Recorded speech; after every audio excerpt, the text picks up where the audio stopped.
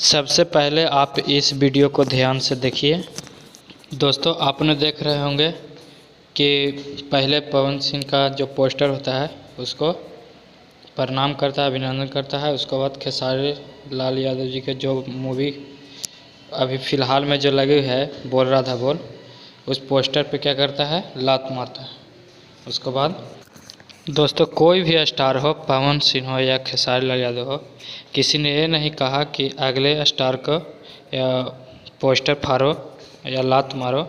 जहाँ दोस्तों सबने एक अच्छी मूवी बनाई है, दोनों मूवी अच्छी है और ऐसे ऐसे हरकत लोग करते हैं, इसी लिए भोजपुरी बदनाम है। और आप बताइए दोस्तों कि इसको साथ क्या किया जाए। दोस्तों आप बताइए कमेंट करके। और अगर हमारे चैनल पर पहली बार आए हैं तो चैनल को कर लीजिए सब्सक्राइब, क्योंकि यह भोजपुरी से रिलेटेड सबसे पहले आपको खबर मिलेगा।